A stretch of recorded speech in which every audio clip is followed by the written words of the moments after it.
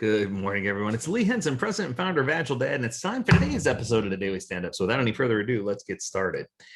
It's Monday, beginning of a brand new week.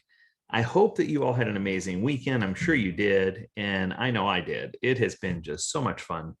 Lots of good things going on, lots of exciting news, lots of things happening. And last week, I had an opportunity to teach a private workshop for a group. It was a fundamentals workshop. And one of my students in the class, her name was Susan, she said something pretty prolific. She said a quote.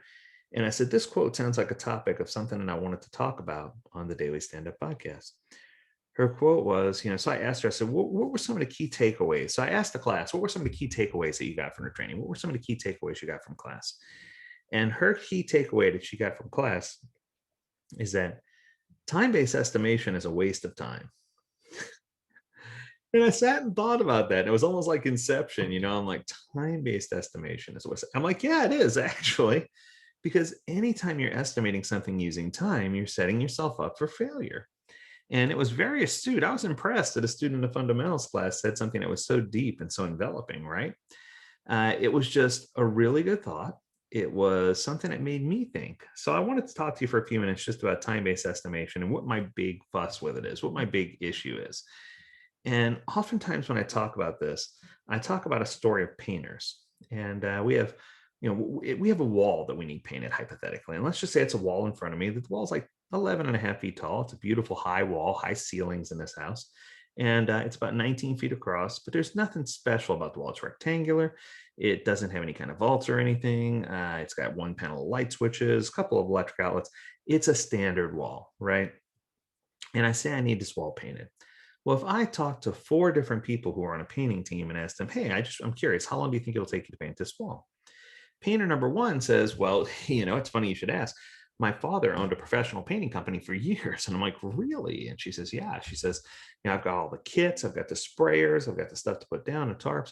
She said, I could probably knock out that wall in 15 minutes, 20 minutes, maybe. I'm like, man, that is super fast. That would be awesome, right? So I speak to someone else, painter number 2, and I say, painter number 2, how long will that wall take you? He takes a look at it and he says, well, I'm quite the do-it-yourselfer. He says, I do a lot of shopping at Home Depot and Lowe's. I've painted my interior of my home before. He says, I got the blue tape and a roller, so I could probably knock that out in about an hour. I'm like, still very good estimate. Painter number 3, I say, excuse me, ma'am, how long will it take you to paint the wall? And she says, well, let me look. And she says, she says, my daughter has one of those paint by number coloring books with a cup of water and a paintbrush, small bristle brush with a red handle and a little palette of paint. She says, it would take me 16 weeks to paint that wall. And I'm like, okay, and probably multiple pallets of paint.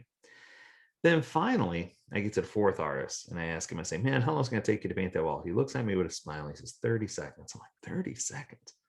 I'm like, no, paint the wall. He says, 30 seconds. I'm like, all right, just tell me, how is it going to be 30 seconds? He says, I'm going to take the bucket of paint, splash it on a wall and call it art.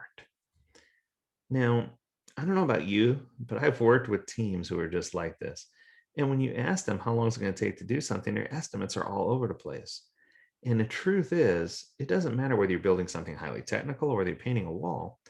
Each person comes in with cognitive bias. They come in with differences in opinion of what tools they have available to them to do the job, what level of experience they have, how many walls have they previously painted, what have they built that was similar. There's a lot of different things that play into their ability to estimate how long it's going to take. But here we go. If I took that same crew of painters and I stood all 4 of them in front of the wall and we were all looking at it together, and I showed them that the wall near the windows over here is considered a small size wall. Based on that one being small, what size would you say this wall is? They could probably all come to a conclusion that this wall was medium in size, right? And they could probably all agree on that pretty comfortably. I guess where I'm going with this is it's a lot easier for people to figure out the size of a job than it is for them to figure out how long it's going to take. And the truth is, sometimes when we're asking how long is this effort going to take, we're asking early and we don't even know who's going to wind up doing the final effort. So it's a flawed question to begin with, right? Because it doesn't mean that each person who takes on a responsibility is going to equally be able to do the task. So I wanted to dig deeper. So when I first learned about this, I went and found a study that was done by Gartner Research. Did you know that only 16.9 that's just under 17% of time-based estimates are actually accurate. And the smaller the piece of work that you're going to be doing, the more accurate those estimates become. So I guess if you were doing things that took only a matter of seconds, your guess would probably be pretty close.